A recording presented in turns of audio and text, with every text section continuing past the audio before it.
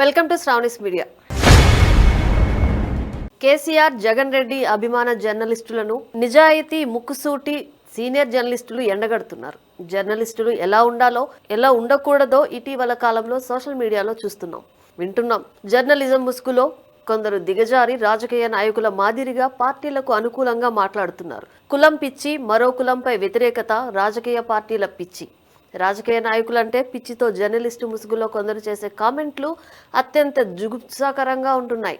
వీళ్ళు జర్నలిస్టులా, రాజకీయ నాయకులా, లేక ఎర్నలిస్టులా అని వాళ్ళు చేస్తున్న కామెంట్లను చూస్తే ఎన్నో అనుమానాలు వస్తాయి. ముఖ్యంగా తెలంగాణ జర్నలిస్టుల్లో కొందరు మరీ బరి తెగించి ఏదేదో మాట్లాడుతున్నారు. సీఎంలను నోటుకొచ్చినట్లు తిడుతున్నారు. అసలు వీరు జర్నలిస్టులా, లేక కేసీఆర్, జగన్ రెడ్డిల తొత్తులా అనేది వారి కామెంట్లను బట్టి తెలుసుకోవచ్చు. నలుగురు తెలంగాణ జర్నలిస్టులు చేస్తున్న కామెంట్లు ఇప్పుడు తెలంగాణ రాష్ట్ర పరువు ప్రతిష్టలను మంటగలుపుతున్నాయి. ఆంధ్రప్రదేశ్ సీఎం చంద్రబాబు పైన, డిప్యూటీ పవన్ కళ్యాణ్ పైన తెలంగాణ జర్నలిస్టులు చేస్తున్న విమర్శలు, ఆరోపణలతో పాటు సీఎం రేవంత్ రెడ్డిపై కూడా చేస్తున్న కనీస మర్యాద లేని వ్యాఖ్యలు ఆయన హోదాకు మచ్చ తెచ్చింది.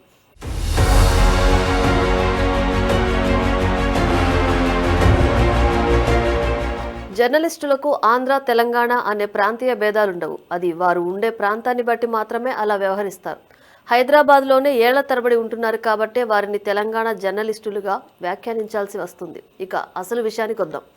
ఆంధ్ర వాళ్ళకి హైదరాబాద్లో ఏం పనిరా అని కేసీఆర్, జగన్ రెడ్డి అభిమాన జర్నలిస్టులను ఒక సీనియర్ జర్నలిస్టు గారే గట్టిగా నిలదీసి అడుగుతున్నారు. పాపం ఆయనకు ఆయన గతం గుర్తులేదేమో. గతంలో కోస్తాంధ్ర ప్రాంతానికి చెందిన వ్యక్తి నడిపిన పత్రికలోనే పనిచేసిన విషయం ఆయనకు గుర్తులేదేమో. ఆయన అభిమానించే రాయలసీమకు చెందిన జగన్ రెడ్డి పత్రిక, టీవీ కార్యాలయం కూడా హైదరాబాద్లోనే ఉందని CM Chandrababu, deputy CM Pavan Kalyan, మంత్రి నారా లోకేష్ పై భౌతిక దాడులు చేస్తామని హెచ్చరిస్తున్నారు సదరు జర్నలిస్టు ముసుగులో ఉన్న ఎర్నలిస్టు.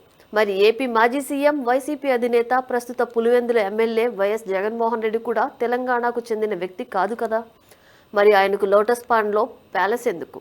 ఆయన వ్యాపారాలు తెలంగాణలో ఎందుకు అనే విషయం ఎందుకు ప్రశ్నించడం లేదు? ఇప్పటికీ వైఎస్ జగన్మోహన్ రెడ్డి సతీమణి ఆధ్వర్యంలో నడుస్తున్న సాక్షి పత్రిక, టీవీ కార్యాలయాలు హైదరాబాద్లో ఉన్నాయి. అందులో పనిచేస్తున్న వారిలో చాలా మంది ఆంధ్రప్రదేశ్కు చెందిన వారే. మరి ముందు ఆ కార్యాలయాల ఎదుట కదా సదరు ఎర్నలిస్టు జర్నలిస్టులు ఆందోళన చేయాల్సింది.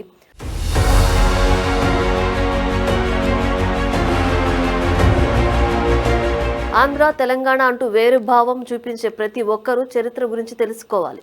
నిజాం పరిపాలన కాలంలో రజాకార్ల దోపిడీకి తెలంగాణ రైతాంగం బలి అవుతుంటే దానిని చూసి సహించలేని ఆంధ్ర కమ్యూనిస్టు పార్టీ నాయకులు విజయవాడ కేంద్రంగా ఆంధ్ర మహాసభలను నిర్వహించి తెలంగాణ రైతులకు ఆయుధాలు అందజేయాలని నిర్ణయించారు. బ్రిటిష్ వారి నుంచి సేకరించిన ఆయుధాలను తెలంగాణ రైతాంగానికి అందజేసి సాయుధ పోరాటం వైపు వారిని కార్యోన్ముఖులను చేశారు. అదే తెలంగాణ రైతు సాయుధ పోరాటం. తెలంగాణ రైతు సాయుధ పోరాటం నాటికే ఆంధ్రోళ్లకు స్వాతంత్రం వచ్చి భారతదేశంలో అంతర్భాగంగా ఉన్నారు. వాస్తవంగా చెప్పాలంటే నాటి తెలంగాణ ప్రాంతంలో జరుగుతున్న రజాకారుల దోపిడీ గురించి పట్టించుకోవాల్సిన అవసరం అప్పటి ఆంధ్ర నాయకత్వానికి అస్సలు లేదు. నిజాం పాలన నుంచి తెలంగాణ ప్రాంతానికి విముక్తి కలిగించాలని భారత ప్రభుత్వం నిర్ణయించగానే భారత ఆర్మీ కంటే ముందే తొలి అడుగు వేసింది ఆంధ్ర పోలీసులే. భారత ఆర్మీ, మహారాష్ట్ర పోలీసులు ఆదిలాబాద్ ప్రాంతానికి వచ్చే సమయానికే ఆంధ్ర పోలీసులు హైదరాబాద్ నగరాన్ని చుట్టుముట్టేశారు.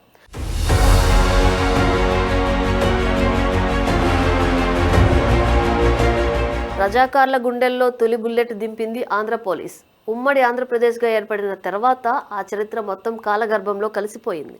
రెండు ప్రాంతాల ప్రజలు అన్నదమ్ముల్లా కలిసిపోవడంతో చరిత్ర చెప్పుకోవాల్సి రాలేదు. కానీ కొందరు రాజకీయ నేతలు తమ స్వార్థం కోసం మంత్రి పదవి రాలేదనే అక్కసుతో ఆంధ్ర, తెలంగాణ అనే ప్రాంతీయ విద్వేషాలు రెచ్చగొట్టారు.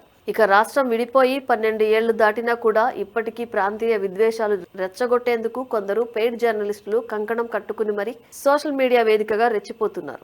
40 ఏళ్లుగా హైదరాబాద్లోనే నివసిస్తున్న చంద్రబాబు, పవన్ కళ్యాణ్ వంటి నేతలు మళ్లీ హైదరాబాద్ వస్తే రాళ్లతో కొడతాం, తాట తీస్తామంటూ నోటికి వచ్చినట్లు వ్యాఖ్యలు చేస్తున్నారు.